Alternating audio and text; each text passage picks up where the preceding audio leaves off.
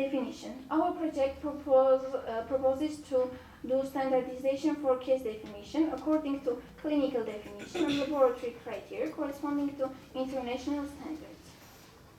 Case registration. Our project proposes to develop forms which should include information about demographic characteristics of patients, clinical data, also the date of important events such as the onset of HCV or reporting or notifying of the infection. These forms also should include information about laboratory markers, about probable infection source, and also risk factors such as having tattoo, piercing, or other surgical procedures. Case reporting. The project proposes to do case reporting through the physicians. The next one, after gathering this information, collecting this information, we need to analyze and organize the information. NCDC of Armenia should prepare two types of reports. First one should include epidemiological information such as prevalence and incidence. The next group of reports should contain specific information such as cost of treatment, outcomes of treatment, or demographic characteristics of patients. This report should be presented annually and should be publicly available in the website of the NCDC. After this, the main end user of this gathered information should be policy makers and decision makers. So it could be a Ministry of Health or the National Assembly of Armenia.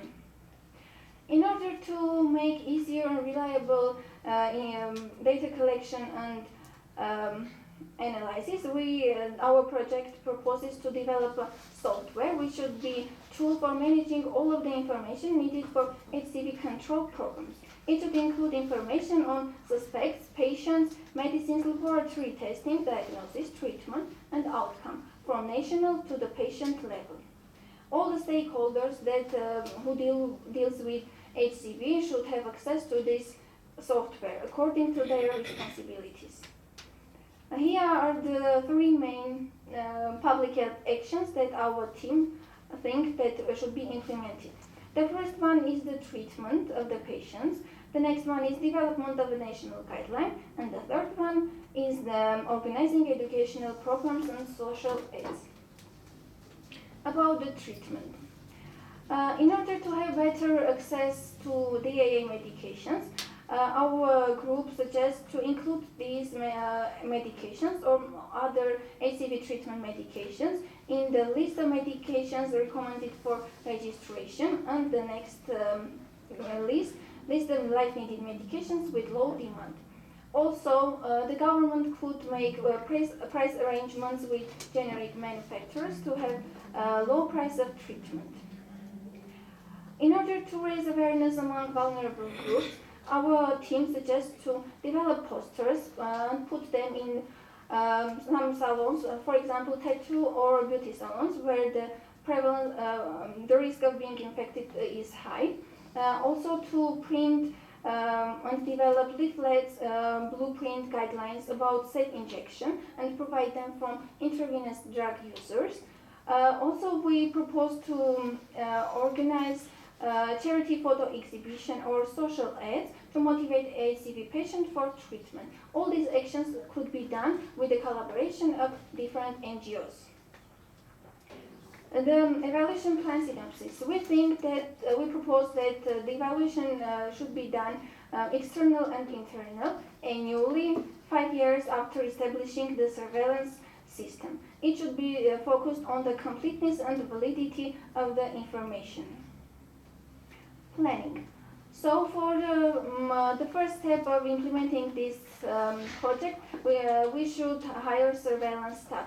After that, develop a software, train the users of the software, and after that we have three our main actions. The first one is the treatment of prevalent cases and follow-up laboratory tests for these cases. The next one is organization of educational programs and social aids. And only after that we suggest to do detection and treatment of new cases. Detection and treatment of new cases should be done annually, when all other actions should be done during the first year of implementation this project. After that, the information should be analyzed and disseminated. Here is the budget for our proposal. Overall, the budget is approximately 600 million US dollars, and you can see the majority of money we are going to spend on treatment. This treatment is calculated based on current available medications in the Republic. I mean the combination of ribavirin and interferon. This budget can be reduced if we do calculation with the DAAs. And we also need approximately 12 million US dollars annually to do the detection of new cases and follow-up laboratory tests. Team will meet the standards of IRB of American University of Armenia. Thank you.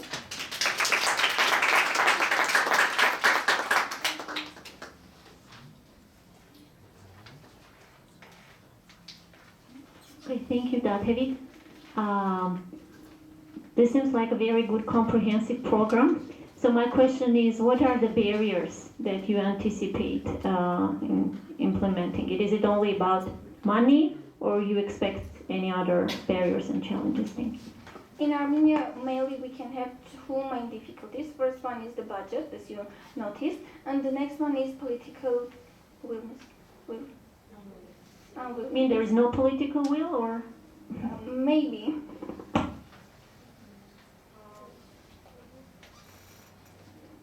I have another question, actually. So you mentioned using a conceptual framework. So could you explain, I mean, you said you used some parts of it. So what is the framework about? Yes, and why did you decide to use it for your program? We use mostly the public health surveillance and the public health action. We thought it would be appropriate, first of all, to do all the steps for public health surveillance, and only after that to do planned responses based on the information that we gathered in the surveillance system. Did I answer your question?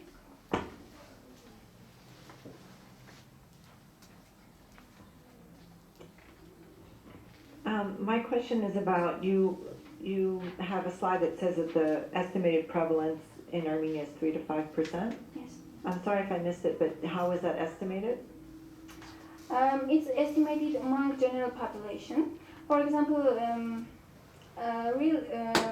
for healthy population, the prevalence is approximately 3%, but among drug users, it's 64%. That's why there could be a range. So it differs. Right, so you're extrapolating from data in other national surveillance programs of similar countries? Or has there been any testing? Where did you take this? Yeah.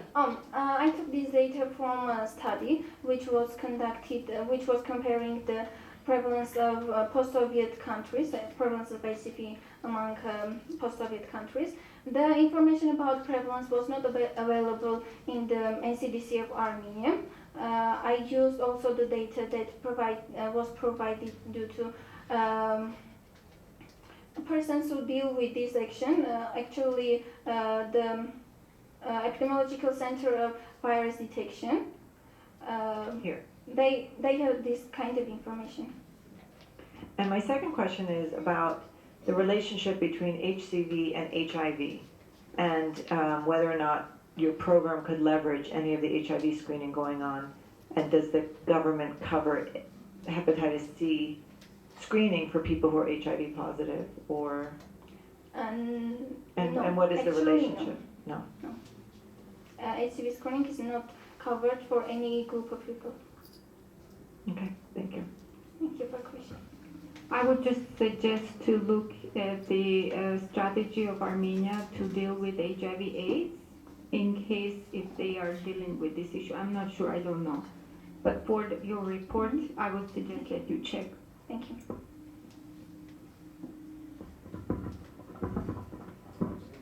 I think this is just comment that you will have challenges with this project connected with covering all these risk groups with annual screenings. For example, the groups of commercial sex workers and injectable drug users, these are hardly reachable groups, yes, and you should consider this challenge also.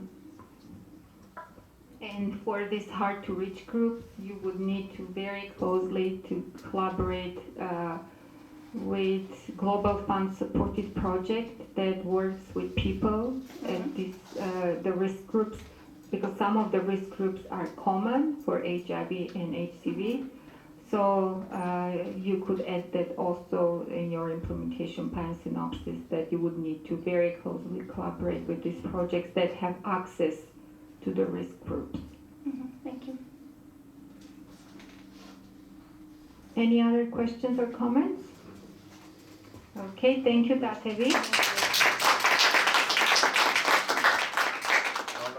So our next speaker is Janani Ramasamy Gali.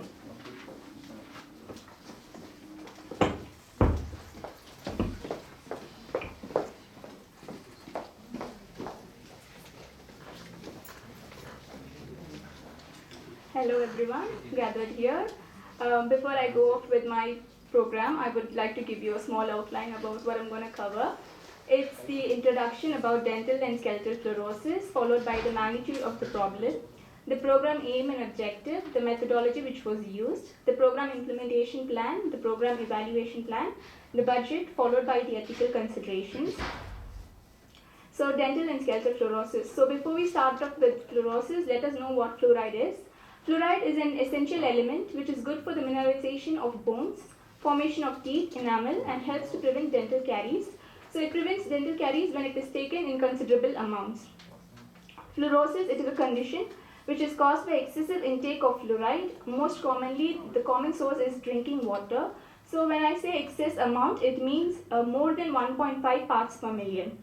Dental enamel fluorosis is a condition which is caused when, which occurs when excess amount of fluoride is ingested during tooth developmental period, and is characterized by increasing porosity, hypermineralization.